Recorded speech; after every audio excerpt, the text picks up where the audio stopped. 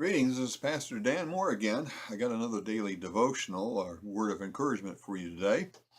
I'm looking at Romans chapter 8, and I'm going to read verse 15.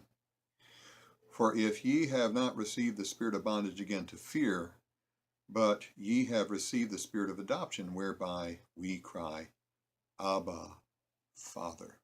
I want to camp on that word, adoption, for a moment, because I believe it's a beautiful picture of our salvation.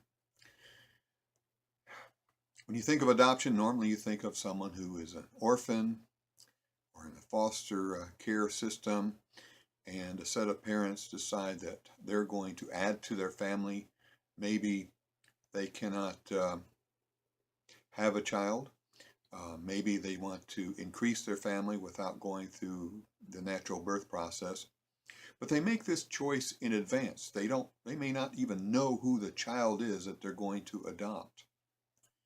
And so they go to the court after they have operated with whatever agency that you work with to go through an adoption.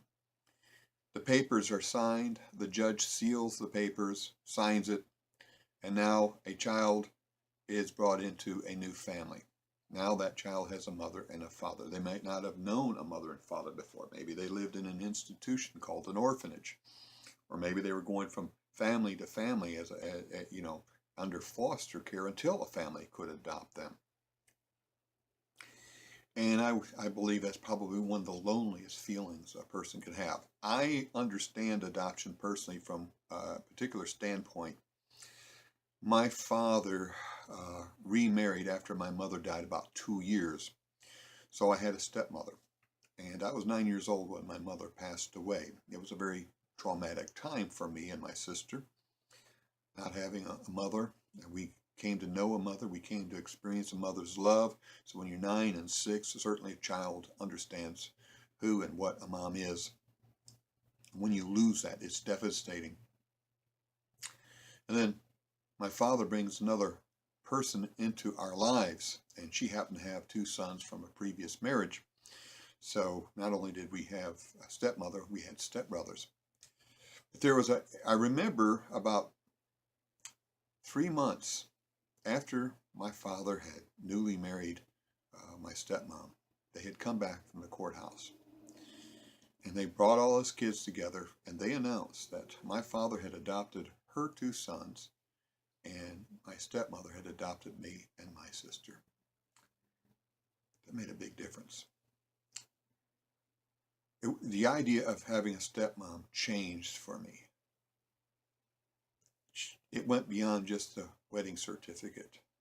It was this idea of this woman who was still kind of strange to me, would take such a huge step of faith, not in just marrying my father, but in adopting his 2 children as his own. And Missouri allowed that, by the way. This was the state of Missouri where we were living. So I have a greater appreciation for the word adoption in the Bible. And I believe some of the greatest heroes of faith, in my opinion, are those who do the unselfish act of love and adopt children. I believe that is the greatest act of love around, other than what God did for us by sending his son to the cross to die in our place, taking our sins upon his back, and then raising him from the dead. And this whole process of salvation, of redemption, of reconciliation to get back to God.